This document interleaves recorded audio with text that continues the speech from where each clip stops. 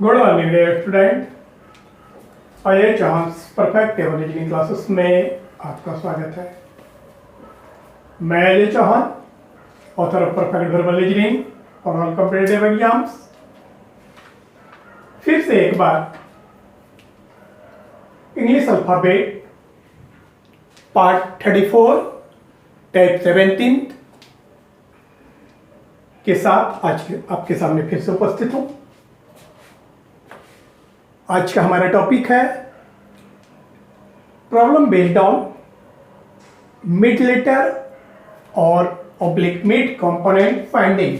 कहने का अभिप्राय है कि मध्य अक्षर या मध्य घटक को किस प्रकार से फाइंड आउट किया जाता है। मैं यहां पे बताना चाहूंगा कि mid letter oblique mid component finding के तहत दो टाइप्स के प्रश्न रेज किए जाते हैं। कहने का अभिप्राय है कि इस प्रकार के प्रश्न दो प्रकार के शर्तों पर आधारित होते हैं। जैसा कि आप यहां पे देख रहे हैं, मैंने type first and type second mention किया है। पहला जो हमारा टाइप है, इफ टू पर्टिकुलर लेटर्स और कंपोनेंट विल बी गिवन। कहने का अभिप्राय है यदि या जब कह सकते हैं दो विशिष्ट अक्षर या घटक दिए गए हों, इफ टू पर्टिकुलर लेटर्स और कंपोनेंट्स विल बी गिवन, या व्हेन टू पर्टिकुलर लेटर्स और कंपोनेंट विल बी गिवन। यदि दो विशिष्ट अक्षर व्यक्त किए गए हों, जब दो विशिष्ट अक्षर व्यक्त किए गए हों। कहने का अभिप्राय जैसे कुछ इस प्रकार से समझा जाए कि अंग्रेजी वर्णमाला में अक्षर एल एवं अक्षर डी के ठीक मध्य में कौन सा अक्षर होगा। कुछ इस प्रकार से भी कर सकते हैं, इंग्लिश वर्जन में देखा जाए, which letter will be exactly middle between letter C and letter U in English alphabet or reverse order of English alphabet। इस प्रकार से प्रश्न पूछे जाएंगे। और जो हमारा दूसरा टाइप है वो है if to particular position or rank will be given from different side। if to particular position or rank will be given from different side। कहने का अभिप्राय है कि different side, that is the left side and right side। here there are two sides of any sequence। किसी भी श्रृंखला के दो ही साइड होते हैं, लेफ्ट साइड या राइट साइड। कहने का अभिप्राय है कि जब अलग अलग छोर से दो आपको अलग अलग छोर से विशिष्ट पोजीशन व्यक्त किए गए हों, तो वैसी स्थिति में हमारा दूसरा टाइप का प्रश्न है। कहने का अभिप्राय हम कुछ इस प्रकार से कर सकते हैं अगर इसे अंग्रेजी वर्णमाला में लिया जाए। पहले में मैंने पर्टिकुलर विशिष्ट अक्षर को व्यक्त किया था, लेकिन यहाँ पे अक्षर व्यक्त नहीं किए जाएंगे बल्कि क्रमांक व्यक्त किए जाएंगे, पोजीशन व्यक्त की जाएंगे। जैसे कुछ इस प्रकार से इसको सुना जाए कि अंग्रेजी वर्णमाला में आपके बाएं से 8वें एवं दाएं से 5वें अक्षर के ठीक मध्य में कौन सा अक्षर होगा। कहने का अभिप्राय है यहाँ पे आपको विशिष्ट अक्षर नहीं व्यक्त किए जा रहे जैसा कि पहला टाइप में व्यक्त किया गया था। यहाँ पे दो पर्टिकुलर पोजीशन, दो विशिष्ट क्रमांक व्यक्त किए गए हैं। विपरीत वर्णमाला में भी पूछे जा सकते हैं, किसी अन्य श्रृंखला में भी इस प्रकार से आपको दिए जा सकते हैं कि विशिष्ट श्रृंखला में आपके बाएं से 12वें एवं दाएं से 6ठे कंपोनेंट्स के ठीक मध्य में कौन सा कंपोनेंट होगा। तो कहने का अभिप्राय है आज का हमारा टॉपिक मिड कंपोनेंट और मिड लेटर फाइंडिंग पे आधारित है। मैं आज इस प्रकार के प्रश्नों की पूर्ण रूपरेखा तथा इस प्रकार के प्रश्नों को हम आसानी से किस प्रकार से हल कर सकते हैं, उन बातों की परिचर्चा के साथ आपके समक्ष उपस्थित है। तो चलते हैं। सबसे पहले हम लोग टाइप फर्स्ट पे गौर करेंगे। और जैसा कि हम लोगों का टाइप फर्स्ट क्या है कि टाइप फर्स्ट जो है वो है कि जब या यदि दो पर्टिकुलर लेटर और कंपोनेंट्स विल बी गिवन, हम इसको कुछ इस प्रकार से भी लिख सकते हैं। टाइप मेरा पहला है कि यदि दो विशिष्ट अक्षर व्यक्त किए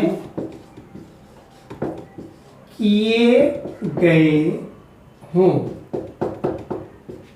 यह हमारा टॉपिक है। इफ टू पर्टिकुलर लेटर और कंपोनेंट विल बी गिवन, अक्षर या कंपोनेंट जो भी दिए गए हों। मैं यहाँ पे बताना चाहूंगा कि जो हमारा पहला टाइप है, तो श्रृंखला जो दी गई श्रृंखला है वो अक्षरों की श्रृंखला हो या मिश्रित घटकों की श्रृंखला, मिश्रित तत्वों की श्रृंखला, मिश्रित कंपोनेंट की श्रृंखला। अक्षरों की श्रृंखला का अभिप्राय है अंग्रेजी वर्णमाला, अल्फाबेट, जबकि मिश्रित घटकों की श्रृंखला का अभिप्राय है कि ऐसी श्रृंखला जिसमें अक्षर, अंक, संकेत शामिल किए गए हों, वैसी श्रृंखला को हम लोग मिक्स्ड कंपोनेंट, मिक्स्ड एलिमेंट, मिश्रित तत्व, मिश्रित घटक से युक्त श्रृंखला कहते हैं। तो दोनों ही स्थिति में इस बात का यहां ध्यान रखिएगा, आपको दी गई श्रृंखला अक्षरों पर आधारित हो या किसी भी प्रकार की श्रृंखला दी गई हो, अक्षरों, अंकों, किसी भी प्रकार की श्रृंखला दी गई हो, उससे कोई फर्क नहीं पड़ता है। यहाँ पे सबसे पहली बात मैं यह बताना चाहूंगा कि दी गई श्रृंखला GN that is the general order हो and REV that is the reverse order हो। दी गई श्रृंखला जनरल ऑर्डर हो या रिवर्स ऑर्डर हो, हमें ज्ञात है जनरल ऑर्डर का अभिप्राय होता है सामान्य क्रम, GN that is the general order and reverse REV that is the reverse order, short form of reverse order REV।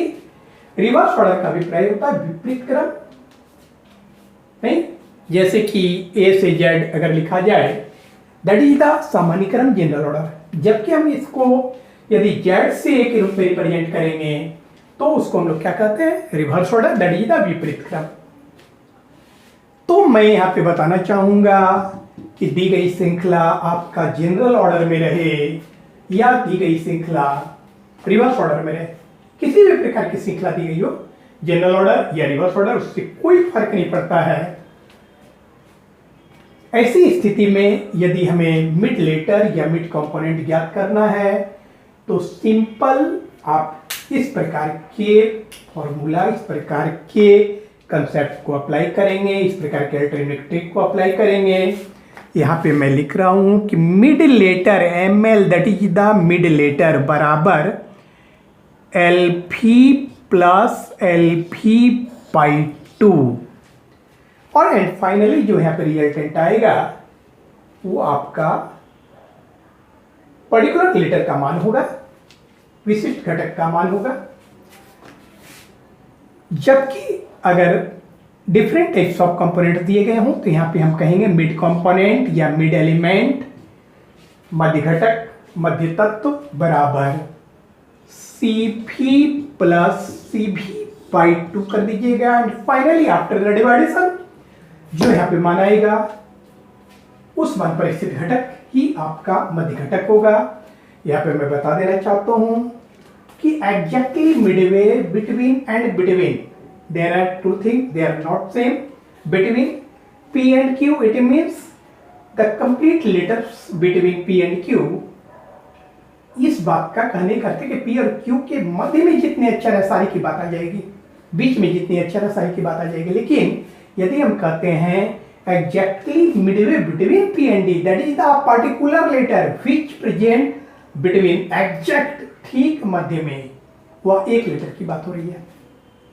यहाँ पे हम लोगों को उस ठीक मध्य के स्थित अक्षर या घटक को ही ज्ञात करना है, उसके बारे में ही परिचर्चा की जा रही है। तो मैंने यहाँ पे लिखा ML is the short form of mid letter, मध्य अक्षर। इसको हम लोग कह सकते हैं मध्य अक्षर। सिंपल है कि मध्य अक्षर बराबर क्या करना है, दिए गए दोनों अक्षरों के वर्णमाला क्रमांकित मान का योग दिए गए दोनों अक्षरों के वर्णमाला क्रमांकित दिए गए दोनों अक्षरों के वर्णमाला क्रमांकित मान का योग बाई आपको 2 कर देना है, बटे 2 कर दीजिएगा, आपका रिजल्ट आ जाएगा। कहने का अर्थ जो भी दो पर्टिकुलर लेटर्स दिए गए हों, दोनों अक्षरों के जो वर्णमाला क्रमांकित मान है उसको ऐड कर दीजिएगा, उसको 2 से डिवाइड कर दीजिएगा। डिवाइड करने पर जो परफेक्ट मान, जो कंप्लीट मान आएगा, जो फुल मान आएगा, जो पूर्ण मान आएगा, वह उस मान पर जो स्थित अक्षर होंगे आपका आंसर होगा। इस बात का ध्यान रखिएगा। जबकि यहाँ पे mid component that is the मध्य घटक या मध्य तत्व या मध्य एलिमेंट जो भी कहा जाए, मध्य घटक बराबर दिए गए दोनों घटकों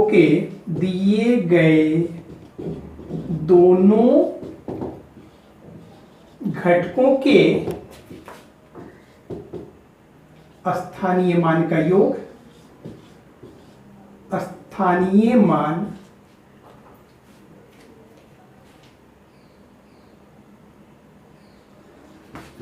का योग बाई 2 कर दीजिएगा। क्लियर? यहां पे मैं बताना चाहूंगा कि इस बात का जरूर ध्यान रखिएगा कि आफ्टर द डिवाइडेशन, विभाजित करने के पश्चात 2 से जब हम विभाजित करेंगे तो विभाजित करने के पश्चात हमें परफेक्ट मान आना चाहिए, होल मान आना चाहिए, कंप्लीट मान आना चाहिए। यदि मान परफेक्ट नहीं आता है, that is the whole figure नहीं आता है, तो आप सिंपल कह देंगे there is no component exactly derived in such and such components.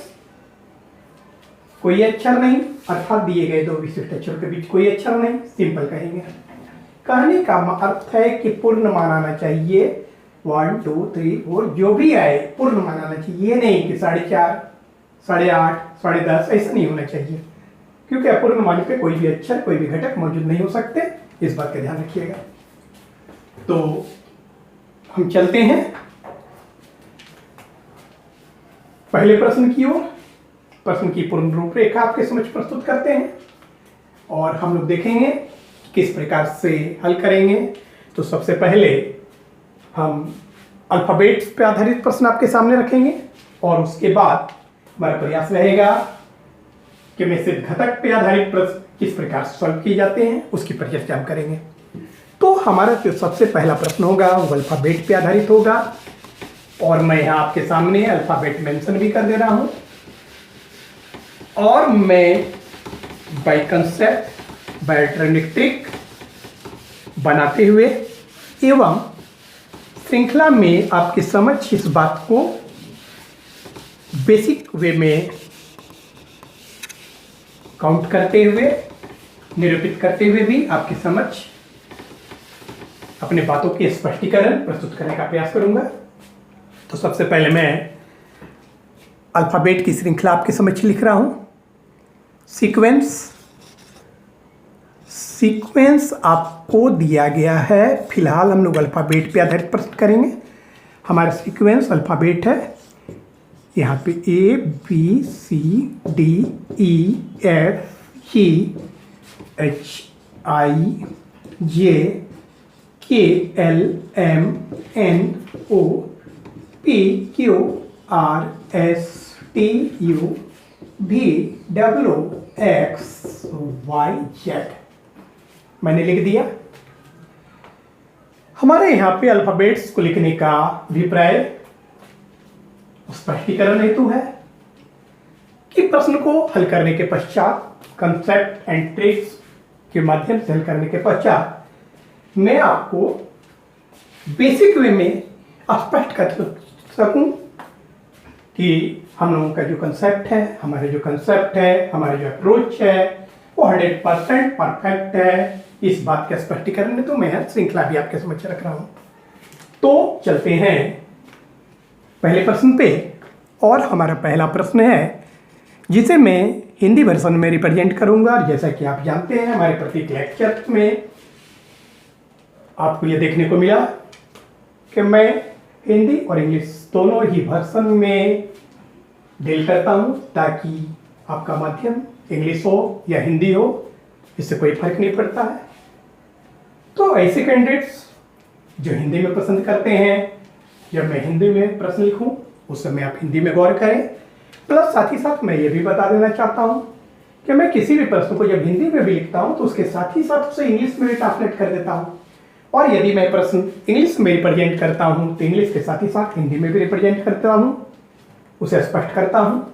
इसलिए आपका जो भी माध्यम हो अपने माध्यम में समझने का प्रयास करेंगे। और ऐसे ये लिटरेचर नहीं है, ऐसी कोई भी बातें नहीं है, बहुत बड़ी पहाड़ वाली बात नहीं है कि बहुत बड़ा पहाड़ आपको चढ़ना है। हिंदी और इंग्लिश कोई फर्क नहीं पड़ता है, समझने की बात होनी चाहिए। ठीक, तो पहला प्रश्न है कि अंग्रेजी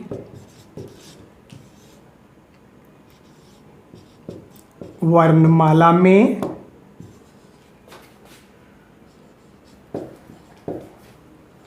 अक्षर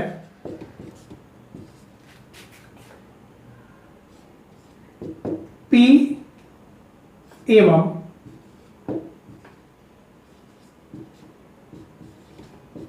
अक्षर डी के ठीक मध्य में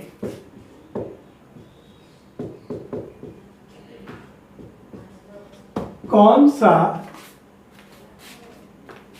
अक्षर होगा? क्या यहां पे कहा जा रहा है, इस पर गौर कीजिए। कहा जा रहा है कि अंग्रेजी वर्णमाला में अक्षर P एवं अक्षर D के ठीक मध्य में कौन सा अक्षर होगा?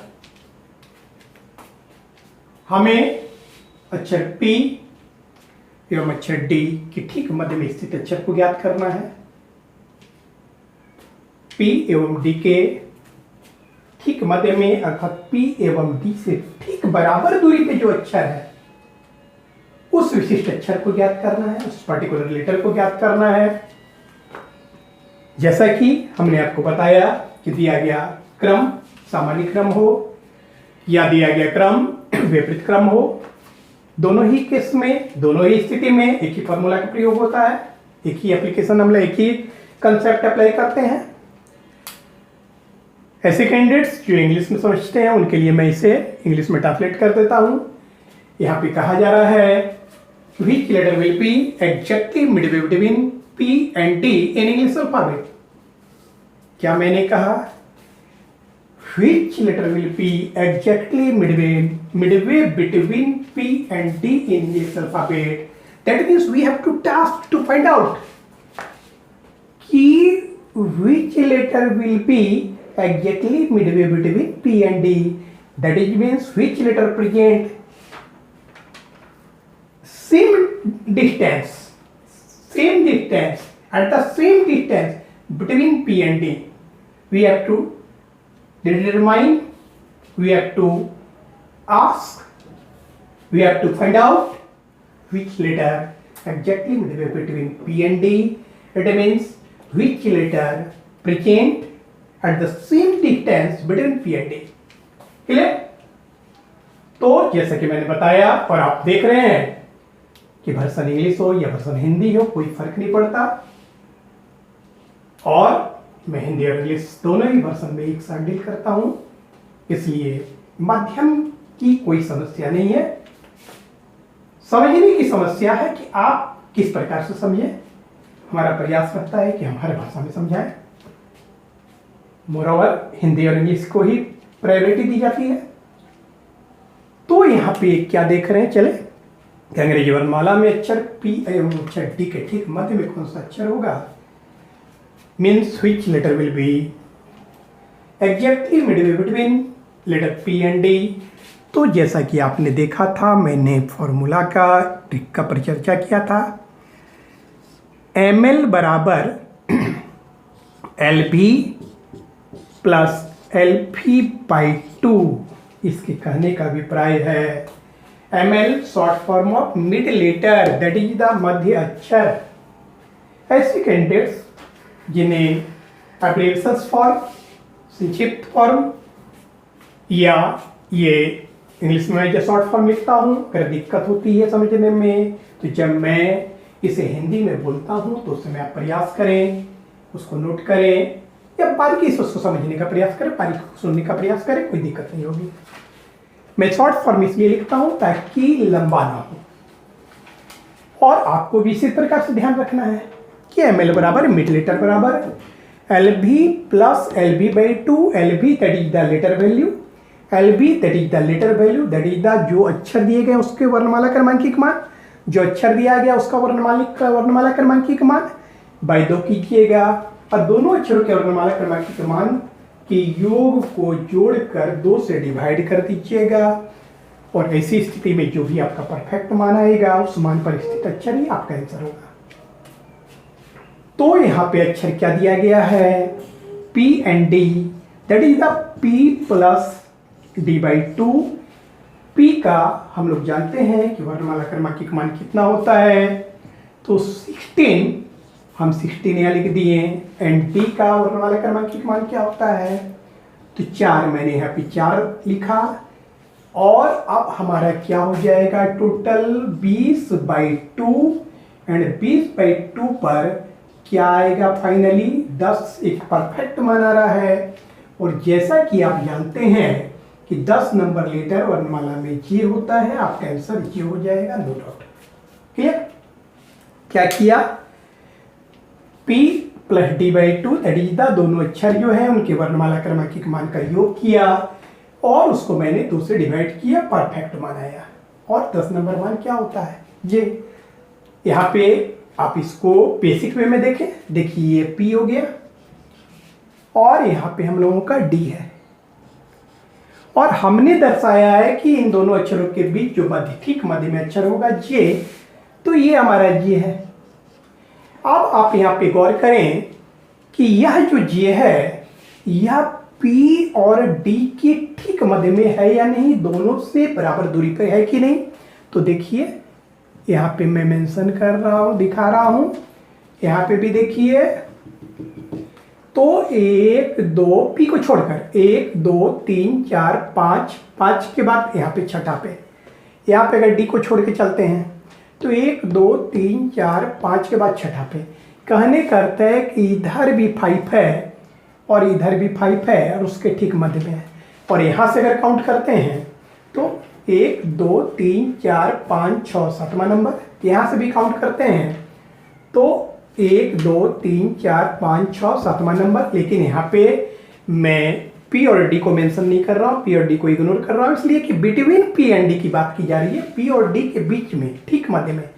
तो यहाँ पे P के एक्सक्लूड, D को exclude, excluding D, excluding P, means P और D को छोड़कर हम देख रहे हैं कि यहाँ से देखिए ये 5 1 2 3 4 5, 1 2 3 4 5 और ठीक ये मध्य में आपका आ गया।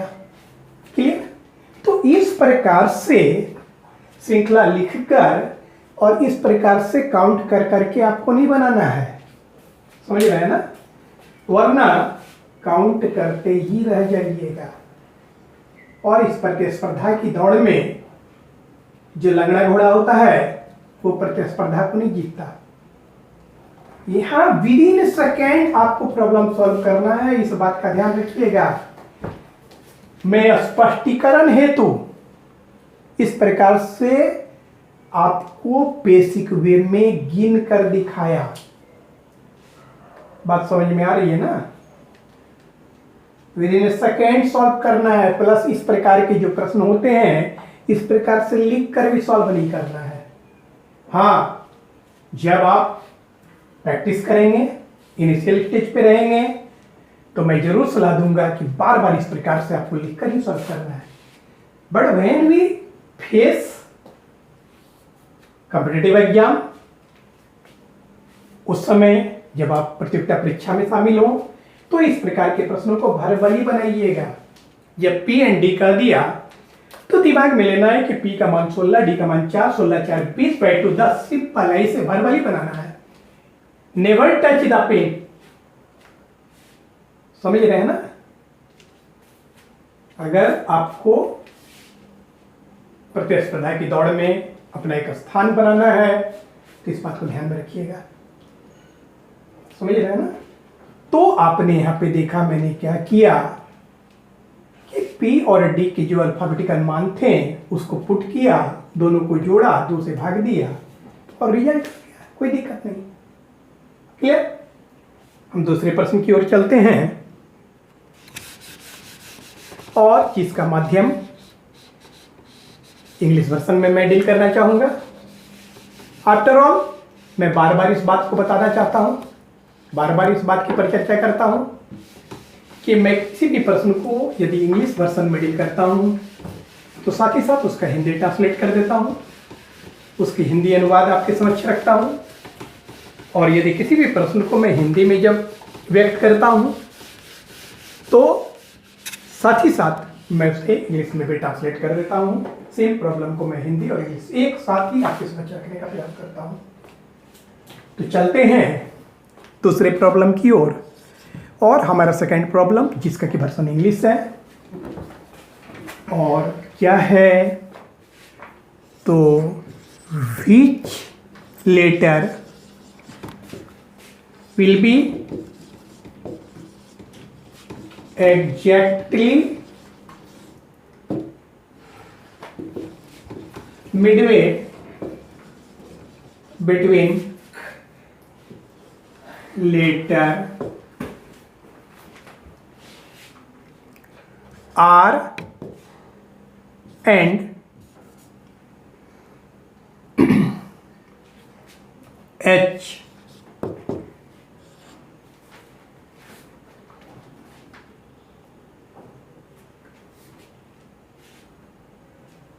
in English alphabet, which letter will be exactly midway between letter R and H in English alphabet. It means we have to ask to find out, to determine which letter exactly midway between R and H. It means which letter present at the same distance between R and H. तो जैसा कि हम लोगों ने पहले प्रश्न में formula, सूत्र, कंसेप्ट अप्लाई किया था, सेम कंसेप्ट का यहां भी मैं प्रयोग करूंगा। हिंदी वर्जन वाले के लिए मैं बताना चाहूंगा कि यहाँ पे कहा जा रहा है कि अंग्रेजी वर्णमाला में अक्षर R एवं H के ठीक मध्य में कौन सा अक्षर होगा। जैसा कि आप जानते हैं, मैंने बताया है कि ML बराबर LV प्लस LV/2 होता है।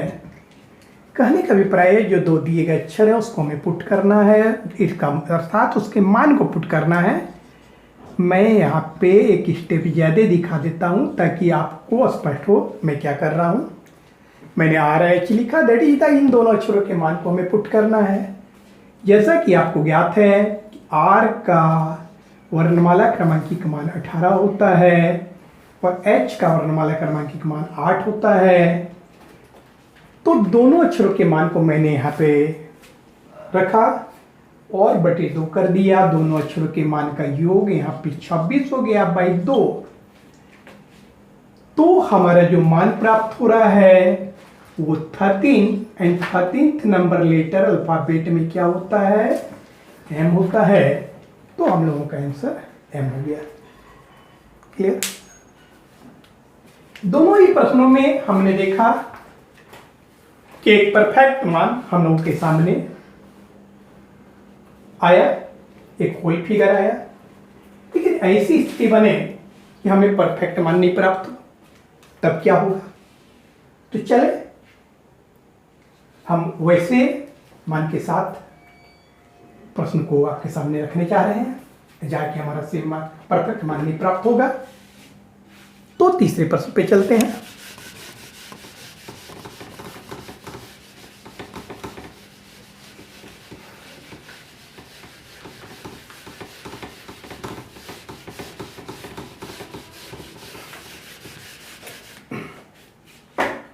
हमारा तीसरा प्रश्न है,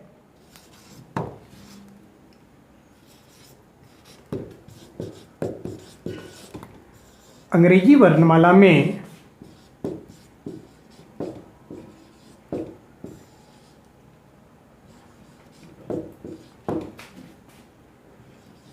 अक्षर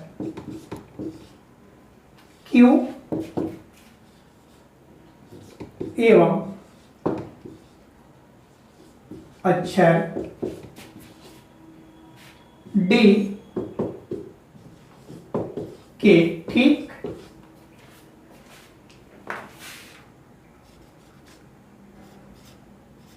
मध्य में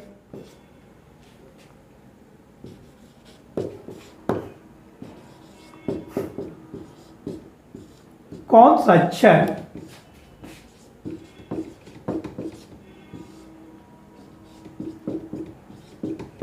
होगा? क्या कहा जा रहा है कि अंग्रेजी वर्णमाला में अक्षर Q एवं अक्षर D के ठीक मध्य में कौन सा अक्षर होगा?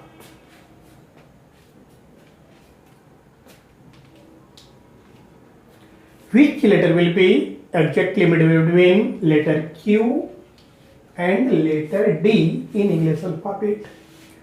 क्या हमने फॉर्मूला बताया था कि ml बराबर LV प्लस LV बाई 2 का नहीं करते कि जो दो विशिष्ट अक्षर दिए गए हैं that is Q plus D by 2। Q और D दिया गया है, तो Q का हमारा मान क्या होता है? हम 17 पुट करेंगे, D का मान 4 होता है, पुट करेंगे, और यहाँ पे टोटल जो आ रहा है वो 21 बाई 2 आ जा रहा है, और 21 बाई 2 का मतलब होता है हमारा मान 10.5 आ जा रहा है, 10.1/2।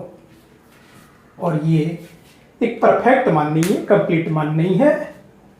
मैंने इस बात की चर्चा की थी, इस बात को व्यक्त किया था कि after the division, after the विभाजित करने के बाद जो भी मान आए वो परफेक्ट मान आना चाहिए। इस बात का ध्यान रखिएगा। यदि परफेक्ट मान नहीं आता है, कंप्लीट मान नहीं आता है, तो कह दीजिएगा कि there is no mid letter, कोई अक्षर नहीं है इस स्थिति में। तो 10.5 पे तो कोई लेटर नहीं होता है, तो हम लोग कहेंगे कोई अक्षर नहीं। ये हम लोगों का आंसर होगा, कोई अक्षर नहीं, no mid letter, exactly between Q and D। Clear? अब तक हम लोगों ने जनरल ऑर्डर में देखा, दैट इज द सामान्य क्रम में देखा, अंग्रेजी वर्णमाला में देखा, लेकिन इसी को यदि यह कहा जाए कि विपरीत वर्णमाला में, तब क्या होगा? तो चले विपरीत वर्णमाला पे भी गौर कर लेते हैं। और जैसे कि मैंने पहले ही बताया था कि जनरल ऑर्डर रहे, सामान्य क्रम रहे या रिवर्स ऑर्डर रहे, विपरीत वर्णमाला रहे, कोई फर्क नहीं पड़ता है। इस बात का ध्यान रखिएगा। Same concept, same formula, same सूत्र, सेम टेक्स्ट को अप्लाई करेंगे, सेम प्रक्रिया होगी, एंड आफ्टर द जो भी मान प्राप्त हो उस मान पे जो होगा उसको आप अभिष्ट अक्षर के रूप में, अभिष्ट घटक के रूप में निरूपित करेंगे। यहाँ पे मैं बता देना चाहता हूं, यह अलग बात है कि रिवर्स ऑर्डर में जो स्थानीय मान होते हैं वो परिवर्तित हो जाते हैं, तो उससे कोई फर्क नहीं पड़ता। अगर आप स्थानीय मान परिवर्तित करते हुए मानते हुए जो बनाएंगे तो आपका रिजल्ट वही आएगा। क्योंकि अगर मैं कहता हूं D एंड P, तो जनरल ऑर्डर में डी का मान 4 होता है और पी का मान 16 होता है। क्लियर? जनरल ऑर्डर में डी का मान जो होता है 4 होता है और पी का मान कितना होता है? 16 होता है। लेकिन जब रिवर्स ऑर्डर की बात करेंगे, विपरीत क्रम की बात करेंगे, तो पी का मान कितना हो जाएगा? 11 और डी का मान कितना हो जाएगा? 23। तो 11 और 23 24। एक मिनट क्या बोला मैंने? हाँ, अगर रिवर्स ऑर्डर की बात करते हैं तो रिवर्स ऑर्डर में पी का मान 11 हो जाएगा और डी का मान कितना हो जाएगा? 23।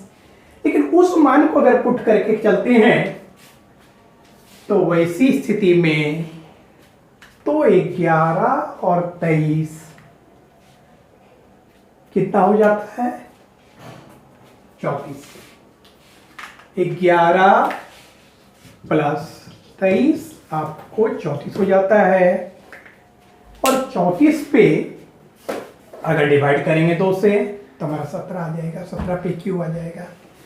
लेकिन अगर ऐसे करेंगे तो P और D का मान अगर ऐड करते हैं तो 16 और 4 20 होगा, 20 पर G आंसर आएगा।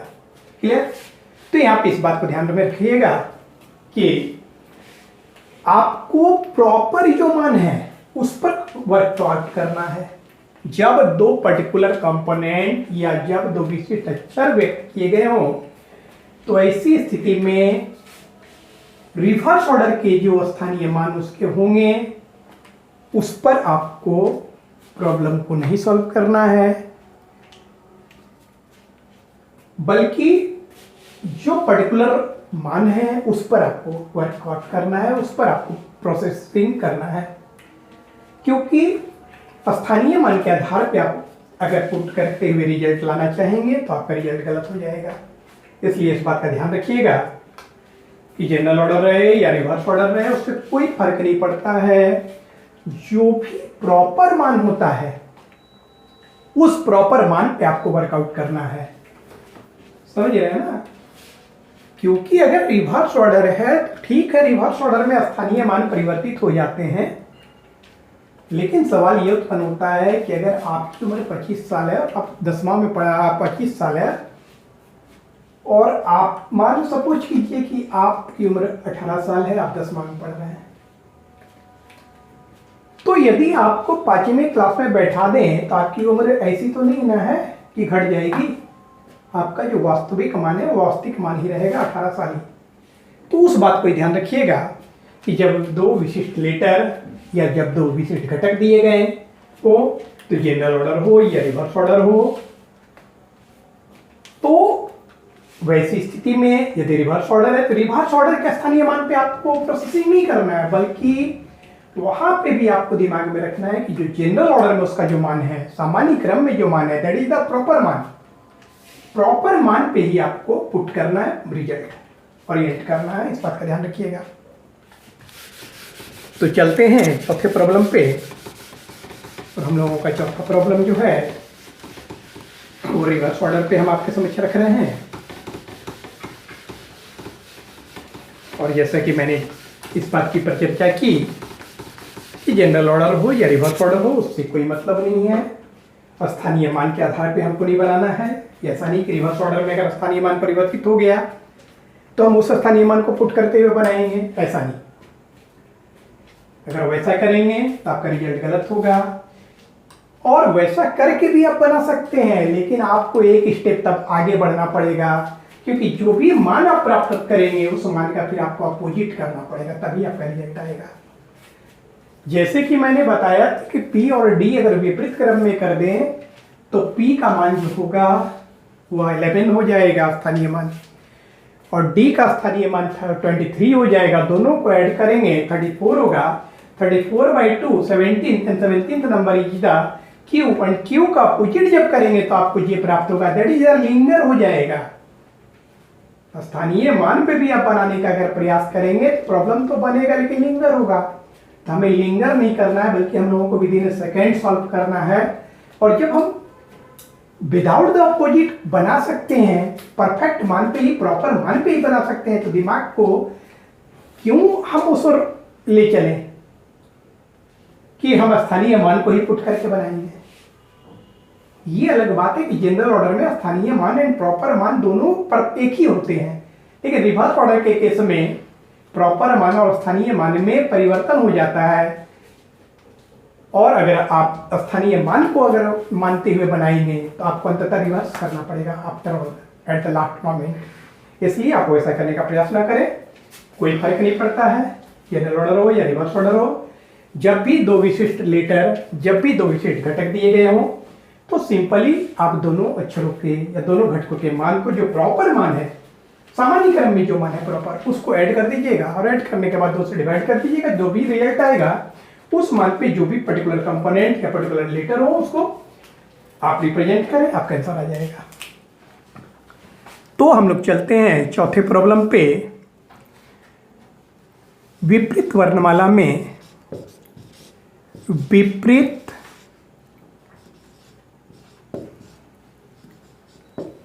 वर्णमाला में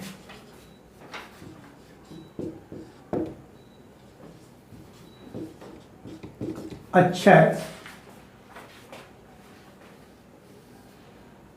भी एवं अक्षर बी के ठीक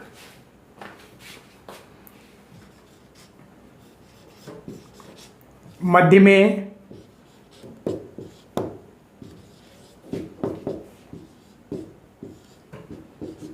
कौन सा अक्षर होगा?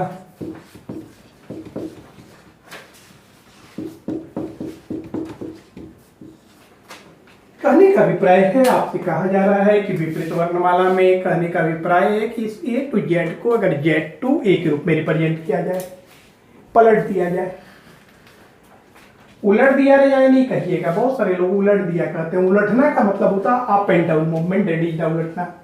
अब पलटना का मतलब होता है leftward to rightward, that is the पलटना। इस बात का ध्यान रखिएगा। विपरीत क्रम दैट इज द पलट दिया जाए क्रम। A to Z become Z to A कर दिया जाए, इसका मतलब है।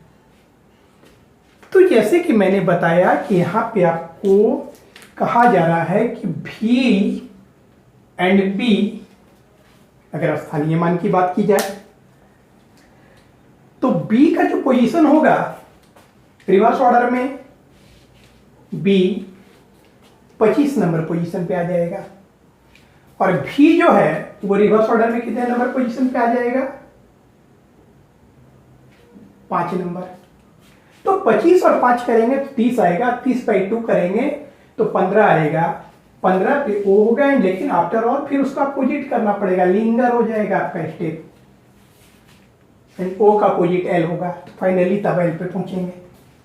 लेकिन वैसा कुछ नहीं करना है, आपको रिवर्स ऑर्डर हो या जनरल ऑर्डर हो कोई फर्क नहीं पड़ता। यदि दो पर्टिकुलर लेटर या दो विशिष्ट अक्षर या दो विशिष्ट घटक दिए गए हो तो बेहतर होगा कि आप दोनों घटकों या दोनों अक्षरों के प्रॉपर वास्तविक वर्णमाला क्रमांकित मान जो होता है उसके वास्तविक जो मान है, प्रॉपर मान है, जनरल ऑर्डर में जो प्रॉपर मान होता है उसको ऐड कर दीजिए और 2 से डिवाइड कर दीजिए, आपका रिजल्ट आ जाएगा। इसलिए जनरल ऑर्डर है या रिवर्स ऑर्डर हो, मेरा फॉर्मूला सेम चलेगा, कहीं कोई परिवर्तन नहीं करना है। ml बराबर LV प्लस LV/2 हम लोग करेंगे, दैट इज हमको कोई परिवर्तन नहीं करना है, V प्लस B/2 ही हम लिखेंगे। और V का मान कितना होता है प्रॉपरली? 22, B का मान 2, 22/2 यहाँ पे 24 हो गया, 24/2 बराबर 12, फिर 12 नंबर हम लोगों का क्या होता है? L होता है, आपका आंसर L हो जाएगा। समझ रहे हैं ना? जब आपको दो विशिष्ट अक्षर दिए गए हो तो कुछ नहीं करना है, समझ रहे हैं ना? क्योंकि स्थानीय मान के आधार पे करेंगे तो आपको यहाँ भी का मान तब 5 हो जाता विपरीत वर्णमाला में, और बी का मान 25 हो जाता, तो 25 और 5 30 हो जाता, और 30 को 2 से डिवाइड करते हैं तो 15 आता, 15 पे आपको एल होता, ओ होता, एंड ओ का अपोजिट करते तब फिर एल आ जाता है, तो आपका लिंगर स्टेपिंग हो जाता है, स्टेप हो जाता है। यहाँ हम लोग लिंगर करने के लिए नहीं बैठे हैं, बल्कि प्रश्न को how to solve with speed and accuracy, how to solve part, इसकी परिचर्चा हम लोग करने यहाँ बैठे हैं। इसलिए मैं जो बता रहा हूँ उस बात को अपने दिमाग में बैठा लें, बेहतर होगा। क्लियर?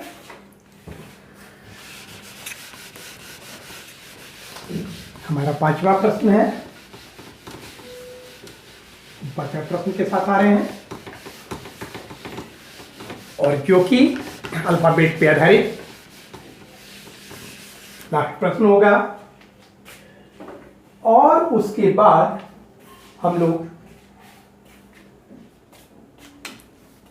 मिक्स्ड कंपोनेंट पे आधारित प्रश्न भी आपके समक्ष रखेंगे।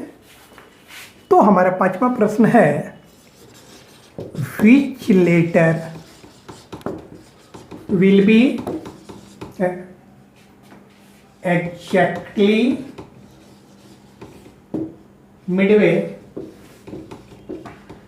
between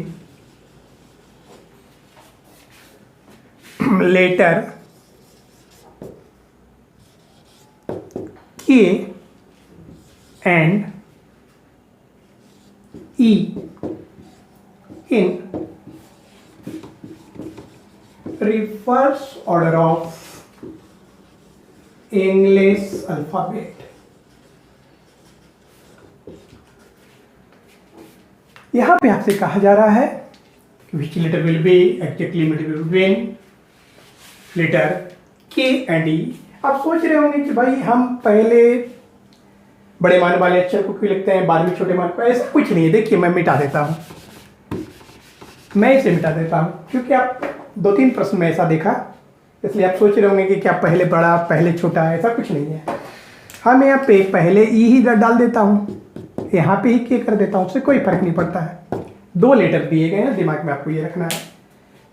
बड़े मान वाले लेटर पहले दिए गए हो, छोटे मान वाले लेटर बाद में दिए गए, छोटे मान वाले पहले दिए गए हो, बड़े मान वाले बाद में दिए, उससे कोई फर्क नहीं पड़ता है। तो यहाँ पे हमने इसको चेंज कर दिया है, which letter will be exactly between letter E and letter K in reverse order of English alphabet। It means we have to task to determine, you have to task to find out, we have to determine which letter will be exactly between E and K। It means which letter present at the same distance between E and K in reverse order of English alphabet। और जैसा कि मैंने कहा, मैंने बार बार इस बात की पर चर्चा की, बार बार इस बात को मैं कह रहा हूँ कि जनरल ऑर्डर हो या रिवर्स ऑर्डर हो, आप उसके चक्कर में ना पड़े, आप प्रॉपर मान पुट करें और उस पर ही प्रॉब्लम सॉल्व करें, आपका आंसर आएगा। तो मैंने बताया था कि ml बराबर LV प्लस LV बाई 2 बराबर E प्लस K बाई 2 हम लोगों को करना है। E का पर्टिकुलर मान 5 होता है, उसी मान को आप लिखें। K का 11 होता है, and finally 16th by 2 and 16 by 2 8, and 8th position पे क्या होता है, H होता है। आप H ही लिख दीजिए, आपका आंसर आ जाएगा। वो जनरल ऑर्डर हो, रिवर्स ऑर्डर हो, उससे कोई फर्क नहीं पड़ता है। बार बार मैं इस बात की को आपको बता रहा हूं कि जब 2 पर्टिकुलर लेटर दिए गए हों, जब 2 पर्टिकुलर कंपोनेंट्स दिए गए हों, तो ऐसी स्थिति में आपको दोनों के प्रॉपर मान को जोड़कर 2 से भाग दे देना है। और यह ध्यान रखेंगे कि आफ्टर द डिवाइडेशन, भाग देने के पश्चात जो मान प्राप्त होगा वो परफेक्ट होना चाहिए, कंप्लीट मान होना चाहिए। अधूरा मान आए तो आप कर दीजिएगा there is no letter, there is no component. ठीक है, तो इस प्रकार से अल्फाबेट पे आधारित सीक्वेंस पे मैंने general order and reverse order दोनों स्थिति में प्रश्नों के रूपरेखा, इस प्रकार के प्रश्नों को हल करने की प्रक्रिया से आपको अवगत कराया। और अब हमारा प्रयास है कि मिक्स्ड कंपोनेंट पे जब आधारित प्रश्न दिए जाएं तो हमें क्या करना होगा, वहां भी जनरल ऑर्डर हो या रिवर्स ऑर्डर हो, क्या कोई परिवर्तन होता है, क्या कुछ विशिष्ट बातें होती है, वहां पे क्या करेंगे, उस बात की परिचर्चा हम आपके सामने करने जा रहे हैं। लेकिन मैं ये बताना चाहूंगा कि मिक्स्ड कंपोनेंट पे आधारित श्रृंखला दी गई हो। मिक्स्ड कंपोनेंट इट मीन्स आजकल ऐसा देखा जा रहा है कि एग्जाम में ऐसी श्रृंखला दी गई होती है जिसमें अक्षर, अंक, संकेत मिक्स्ड होते हैं, मिश्रित होते हैं। तो ऐसी श्रृंखला को हम अक्षर ऑब्लिक अंक ऑब्लिक संकेत न कह के मिश्रित घटकों की श्रृंखला, मिश्रित तत्वों की श्रृंखला, मिक्स्ड कंपोनेंट, मिक्स्ड एलिमेंट भी कह सकते हैं इन वन वर्ड। तो चले उस श्रृंखला पे हम देखते हैं। हम सीक्वेंस परिवर्तित कर रहे हैं और हमारा छठा जो प्रश्न है वो परिवर्तित सीक्वेंस पे आधारित है, मिक्स्ड कंपोनेंट पे आधारित श्रृंखला पे आधारित है और ऐसी श्रृंखला जो कि इन्वर्सल नहीं होती है, टाइम टू टाइम चेंज होती है। जैसे कि आपने अल्फाबेट देखा, ऑलवेज वो 26 लेटर का होता है, लेकिन यहाँ पे जो श्रृंखला दी जाएगी वो टाइम टू टाइम परिवर्तित होता है और दिए गए घटकों की संख्या भी वैरी करती है, फिक्स नहीं होता। तो चलिए हम एक सीक्वेंस आपके समक्ष रख रहे हैं और हमारा ये सीक्वेंस है 5L plus J3 asterisk N Q theta F8 division R square copyright G dollar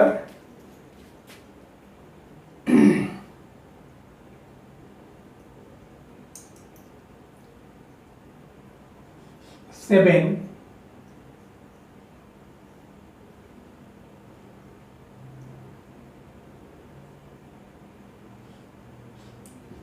T pond has D 9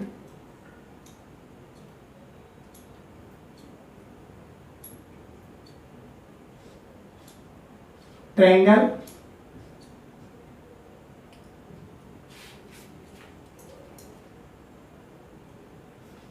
eight the rate of.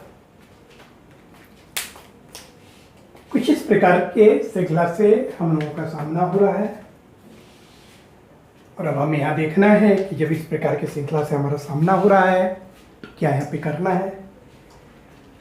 तो मैं यहाँ पे बताना चाहूंगा कि जब भी इस प्रकार के श्रृंखला पे आधारित प्रश्न दिए जाते हैं तो प्रश्न का संबंध केवल मिडिल कंपोनेंट फाइंडिंग पर आधारित नहीं होता, बल्कि इससे पहले भी बहुत सारे टाइप्स मैंने जो बताया उन टाइप्स पे भी इस प्रकार की श्रृंखला पे आधारित प्रश्न पूछे जाते हैं।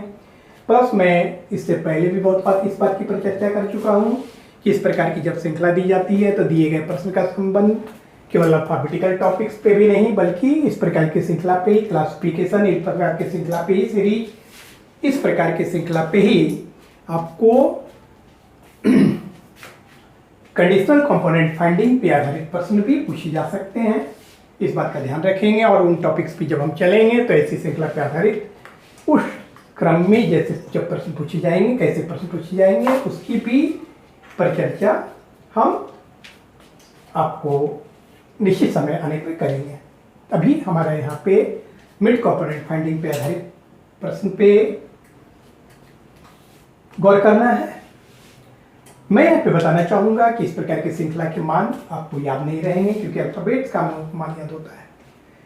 तो यहाँ पे सबसे पहले क्या करना है कि जब भी इस प्रकार की श्रृंखला से आपका सामना होता है तो quick mark the consecutive number above the components of the given sequence. कहने का अभिप्राय है कि इस प्रकार की श्रृंखला पे आधारित जब भी प्रश्न आपको दिए जाते हैं तो सबसे पहले आप दिए गए श्रृंखला में प्रयुक्त घटकों के ऊपर क्रमागत संख्या का अंकन कर दीजिएगा। क्या? देखिए जैसे 1 2 3 4 5 6 7 8 9 10 11 12 13 14 15 16 17 18 19 20 21 22 23 24 25 हम लोग यहाँ देख रहे हैं कि दिए गए श्रृंखला में 25 घटकों का प्रयोग किया गया है। और मैंने जैसे कि बताया कि इस प्रकार की श्रृंखला पे घटकों की संख्या फिक्स नहीं होती है। 25 भी हो सकता है, 28 भी हो सकता है, 32 भी हो सकता है, 18 भी हो सकता है, कुछ भी हो सकता है। जबकि अल्फाबेट में हम लोगों ने देखा कि परफेक्ट फिक्स होता है, every time 26। That is the universal sequence for सार्वभौम श्रृंखला है। इस प्रकार की श्रृंखला सार्वभौम नहीं होती है, टाइम टू टाइम परिवर्तन होता है। मैं जैसे यहाँ लिखा हूँ वही श्रृंखला नहीं दी जाएगी बल्कि परिवर्तित हो जाएगा। यहाँ पे मैं श्रृंखला के प्रत्येक कंपोनेंट्स को रीड करता हूँ। 5L + J3 asterisk NQ theta F8 डिवाइडेशन R² copyright G $7T pond #D9 triangle @ मैंने बताया कि आपने अब तक अल्फाबेट्स पे आधारित प्रश्नों को देखा था। मैं आपको बताना चाहूँगा कि कोई फर्क नहीं पड़ता है दी गई श्रृंखला अल्फाबेट पे आधारित हो या दी गई श्रृंखला मिक्स कंपोनेंट पे आधारित हो। फर्क सिर्फ इतना ही है कि अल्फाबेट्स के मान आपको याद रहते हैं, इस प्रकार की श्रृंखला के मान याद नहीं रहेंगे।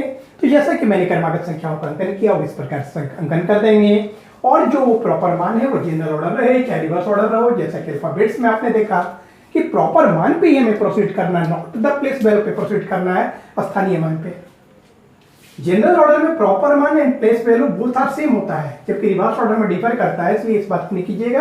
आप डिफर करते हुए करेंगे तो फिर आपको at the last moment opposite करना पड़ेगा जो भी फाइंड आउट होगा, तो आपका जो लिंगर हो जाएगा। तो लिंगर करने से यहाँ अभिप्राय नहीं, आपको प्रश्न बनाने का अभिप्राय है। इसलिए ज्यादा दिमाग दौड़ाने का प्रयास न करें, जितना कहा जा रहा है उतना ही करें, क्योंकि प्रतिस्पर्धा की रेस में अगर आगे बढ़ना है तो लिंगर करने से आप रेस नहीं जीत सकते हैं।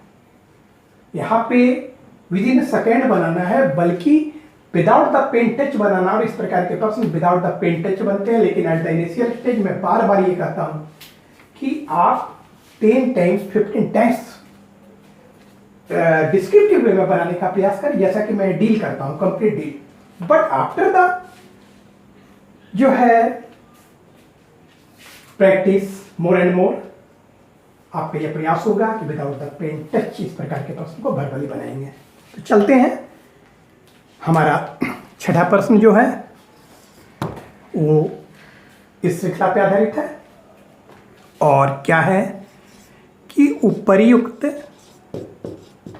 दैट इज द जो ऊपर दी गई श्रृंखला है, उपर्युक्त श्रृंखला में तत्व कहें, एलिमेंट कहें, घटक कहें, सबका अभिप्राय एक ही होता है। अक्षर, अंक, संकेत, ऑल आर तत्व और ऑल एलिमेंट, ऑल आर घटक, ऑल आर कंपोनेंट्स। उप श्रृंखला में तत्व एस्ट्रिस एवं तत्व हैश के ठीक मध्य में कौन सा तत्व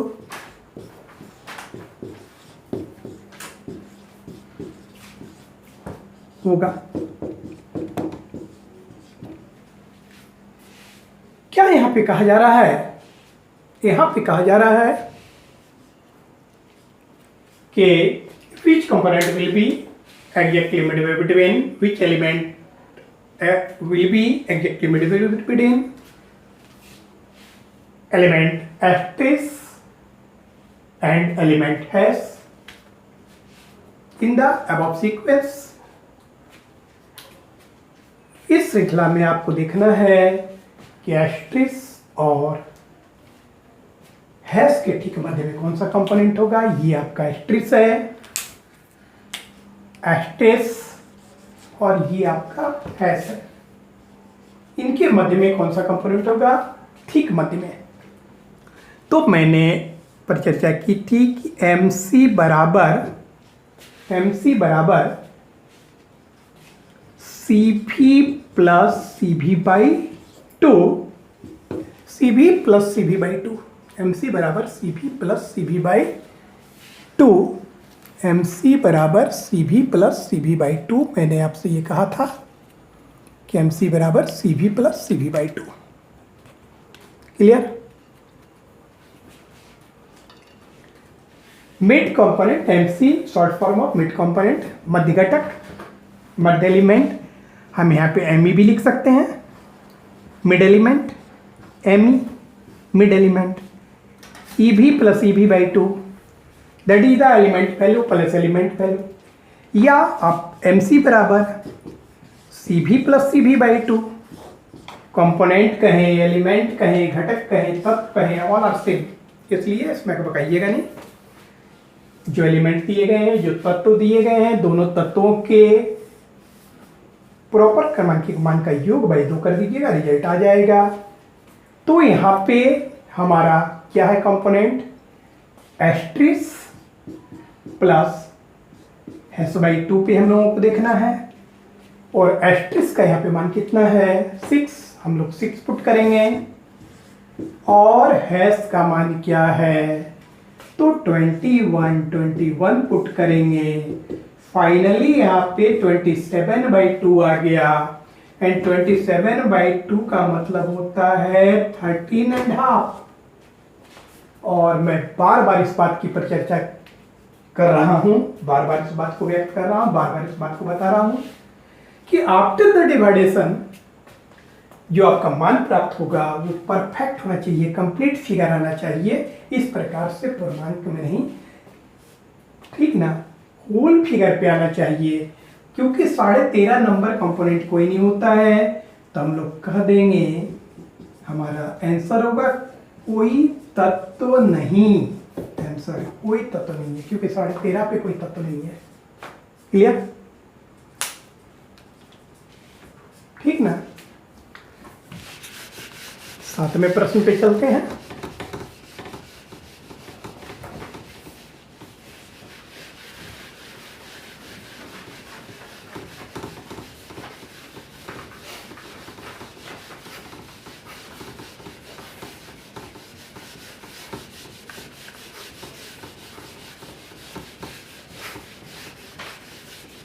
सातवां प्रश्न, इसका वर्षन इंग्लिश होगा। सातवां जो प्रश्न होगा उसका वर्षन इंग्लिश होगा, ठीक ना।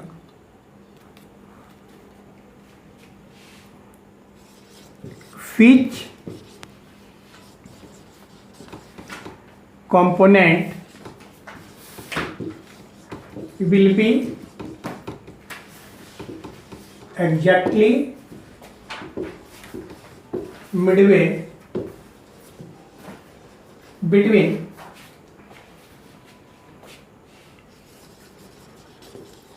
component Q and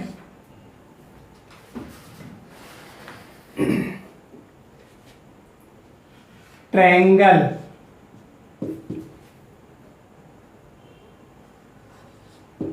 in the above sequence.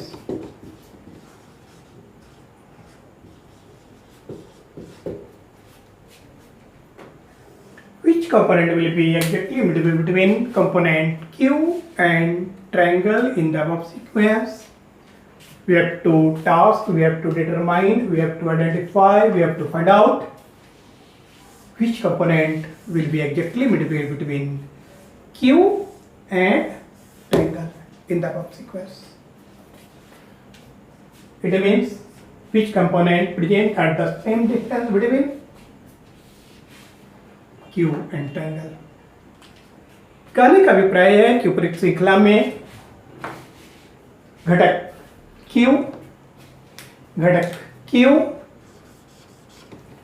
और घटक ट्रायंगल के ठीक मध्य में कौन सा कंपोनेंट होगा। तो हम लोगों ने फॉर्मूला बताया था कि MC बराबर CP प्लस CP/2 आपको करना है। कहने का अभिप्राय है Q प्लस ट्रायंगल/2 करना है। Q का यहाँ पे प्रॉपर क्रमांक क्या है, 8, हम लोग 8 मेंशन करेंगे, और ट्रायंगल का प्रॉपर क्रमांक 24 है, 24 मेंशन करेंगे, और यहाँ पे जो हमारा फाइनली रिजल्ट है 32/2 हो रहा है, और ये परफेक्ट फिगर आ रहा है 16th। हम देखेंगे कि 16th पे क्या है, तो 16th पे यहाँ पे जी प्रेजेंट किया गया है, हम जी करेंगे। आप बेसिकली देख सकते हैं, देखिए मैंने यहाँ पे जी पे मार्क किया कि आपका आंसर जी होना चाहिए, तो गौर कीजिए, देखिए दोनों ही ओर से बराबर डिस्टेंस पे है, क्यू को छोड़कर 1 2 3 4 5 6 7 के बाद 8। यहाँ पे देखिए डी को ट्रायंगल को छोड़ के 1 2 3 4 5 6 7 8, अर्थात दोनों ओर से सेम डिस्टेंस पे है। तो इस प्रकार से गिन कर बनाने का प्रयास नहीं कीजिएगा, वरना गिनते रह जाइएगा। समझ रहे हैं ना, मैं केवल स्पष्टीकरण हेतु कि ताकि आपको बातें स्पष्ट हो जाए इसलिए मैं कर रहा हूं।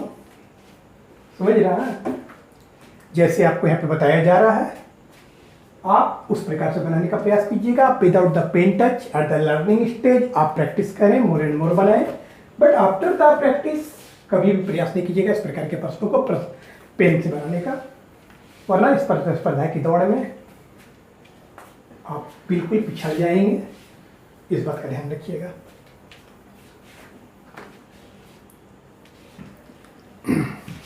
हमारा 8वां प्रॉब्लम, अब हम लोग इस बात पे गौर करेंगे कि यदि श्रृंखला को रिवर्स कर दिया जाए, जैसे कि अल्फाबेट्स में हमने देखा था कि रिवर्स कर दिया जाए तो क्या होगा। तो मैं यहाँ पे बताना चाहूँगा कि जैसे आपने अल्फाबेट्स में देखा था, जैसे अल्फाबेट्स को पे आधारित प्रश्न को हल करने के क्रम में हम लोगों ने जिस कंसेप्ट को अप्लाई किया था, सेम कंसेप्ट यहाँ भी अप्लाई करेंगे। और हम आपको यहाँ भी बताना चाहेंगे कि रिवर्स होने के बावजूद भी आप उसके रिवर्स प्लेस वैल्यू पे वर्कआउट नहीं करेंगे, बल्कि जो प्रॉपर मान है उसी को पुट करेंगे। हमेशा के लिए दिमाग में ये बात बैठा लीजिए, दिमाग में गांठ बांध लीजिए कि जब दो पर्टिकुलर कंपोनेंट या जब दो पर्टिकुलर लेटर व्यक्त किए गए हों, जब दो पर्टिकुलर घटक, जब विशिष्ट घटक या जब दो विशिष्ट अक्षर घट दिए गए हों, तो वैसी स्थिति में जो है प्रॉपर जो मान होता है उसी पर आप प्रोसीड करेंगे, उसी पर वर्कआउट करने का प्रयास कीजिएगा, आपका रिजल्ट आएगा। कोई फर्क नहीं पड़ता है जनरल ऑर्डर हो या रिवर्स ऑर्डर हो, मैं पहले इस बात की पर चर्चा कर चुका हूं। तो हमारा 8वां प्रश्न है, विच component will be exactly midway between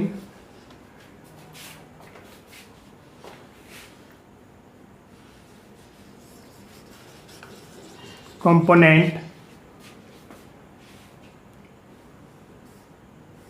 plus and 9 in reverse order of the above sequence.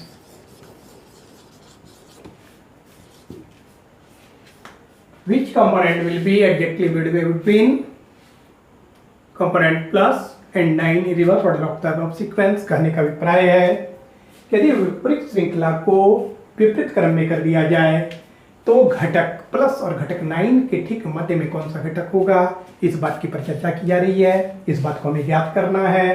तो हमने बताया कोई फर्क नहीं पड़ता, सेम फॉर्मूला का प्रयोग कीजिए। MC बराबर सी भी प्लस सी भी बाई 2 और प्लस का पर्टिकुलर मान क्या है, प्रॉपर मान 3 है, 3 पुट कीजिएगा। और 9 का पर्टिकुलर मान क्या है, 23 पुट कीजिए।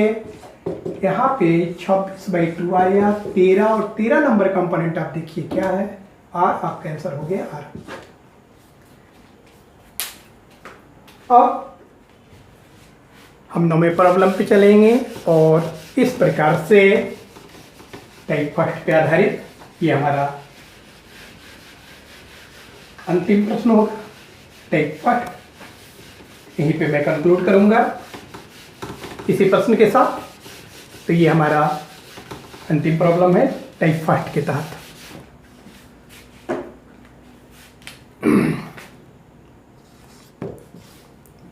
उपर्युक्त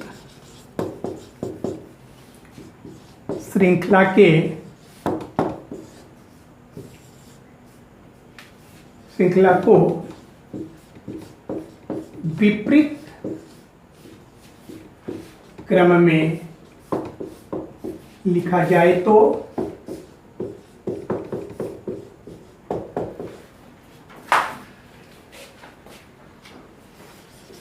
घटक डिवाइडेशन एवं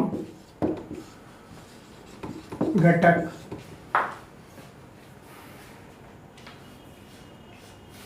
डी के ठीक मध्य में कौन सा घटक होगा।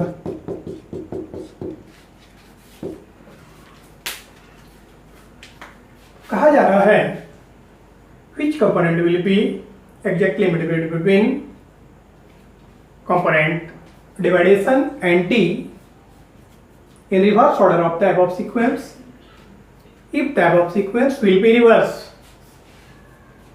इस सीक्वेंस को रिवर्स कर दिया जाए that is the 5 to become @2 but हम आपको यहाँ पे बार बार ये बता चुके हैं कि रिवर्स ऑर्डर में तो स्थानीय मान परिवर्तित हो जाते हैं, लेकिन यहाँ स्थानीय मान पर जोर नहीं दीजिएगा बल्कि जो प्रॉपर मान है उसी पर आपको प्रॉब्लम बनाना है।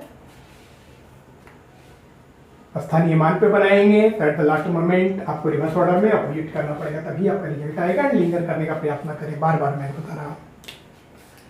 यहाँ पे सिंपल हम लिखेंगे MC बराबर CB प्लस CB बाई 2 और यहाँ पे घटक हमें दिए गए हैं डिवाइडेशन, और डिवाइडेशन का वैल्यू कितना है 12, हम 12 करेंगे। और D का जो प्रॉपर मान है 22, हम लोग 22 पुट करेंगे। फाइनली जो यहाँ पे फिगर हमारा आ रहा है वह 34 आ रहा है, 34/2 करेंगे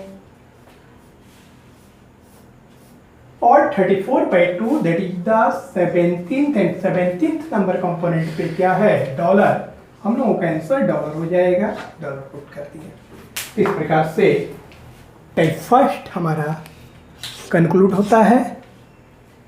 मुझे उम्मीद है कि सारी बातें बिल्कुल ही आपको समझ आ रही होगी, बिल्कुल ही आपको आसान लग रहा होगा। मैं ये बताना चाहूंगा कि यदि किसी प्रकार की दिक्कत हो तो आप वीडियो को अगेन वॉच करने का प्रयास करेंगे, सारी बातें स्पष्ट हो जाएगी। हमने बिल्कुल आसानी से हल करने की प्रक्रिया से आपको अवगत कराया, प्लस ऐसे कैंडिडेट्स जो हमारे लेक्चर को पहली बार देख रहे हैं।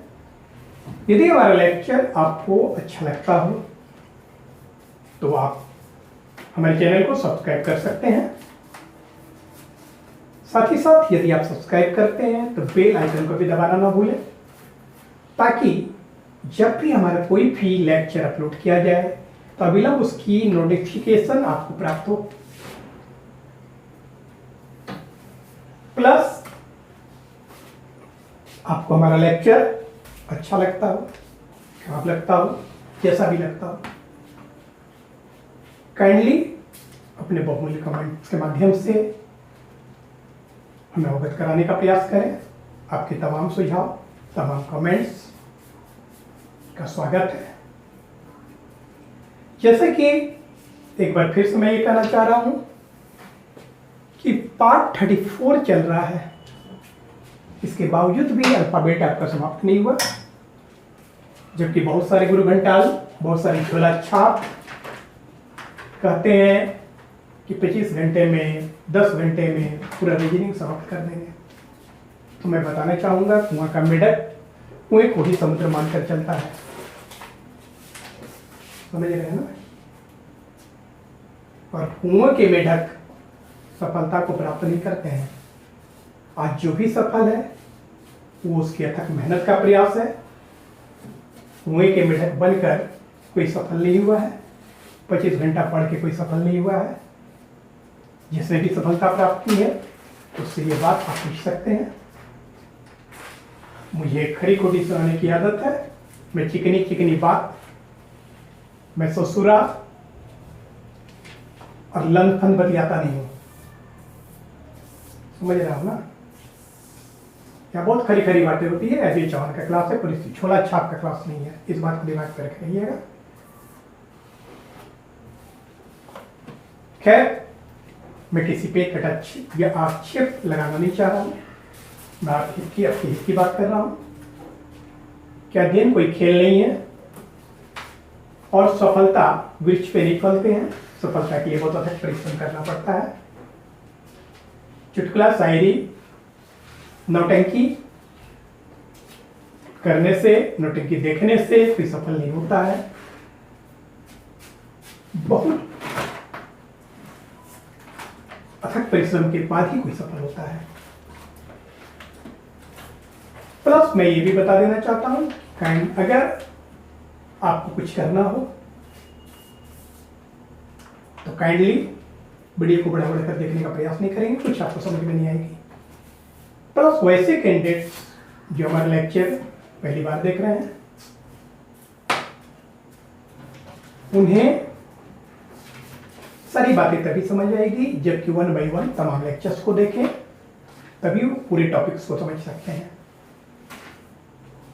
आफ्टर ऑल, मैं इतना ही कहना चाहूँगा।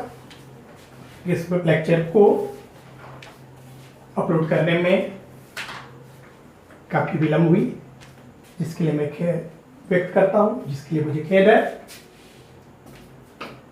हमारा प्रयास रहेगा कि हम अधिक से अधिक लेक्चर अपलोड करें, और जैसा कि आप देख ही रहे हैं कि हम सभी एक विषम परिस्थिति से गुजर रहे हैं, विषम स्थिति से गुजर रहे हैं। ये संकट की घड़ी है। आप जहां भी हो स्वस्थ सुरक्षित रहें और घर में ही अध्ययन करें। कोचिंग संस्थान और झोला छाप के पास आने का प्रयास न करें। बहुत सारे झोला छाप कोचिंग खोलने की बात करते हैं, इसलिए कि उन्हें केवल अपनी फिक्र है कि कैसे माल ऊपर किया जाए, कैसे धनोपार्जन किया जाए। समझ रहे हैं ना? तो कितने समझदार हैं ये तो व्यक्त हो ही रहा है कि ऐसे झोला छाप कितने समझदार हैं। प्लस और भी बहुत सारे ऐसे लोग हैं जो कि कितने समझदार हैं, वो तो जाहिर हो ही रहा है। मैं डायरेक्ट बोलना नहीं चाहता हूं, लेकिन ऐसे कौन से लोग हैं, कौन सा सिस्टम है, कौन सा तंत्र है, ये सारे लोग जान रहे हैं, जिन्हें सिर्फ अपनी फिक्र होती है। इसके लिए कितने लोगों की कुर्बानी देनी पड़ी, कोई फर्क नहीं पड़ता। खैर, मैं कोई पॉलिटिशियन नहीं हूँ, किसी पर आक्षेप करने का मेरा प्रयास नहीं है। मैं इतना ही कहना चाहता हूँ कि आप सुरक्षित रहें, स्वस्थ रहें, घर पे अध्ययन करें, अनावश्यक घर से न निकले, सेफ्टी के साथ रहें। Thank you, have a nice day.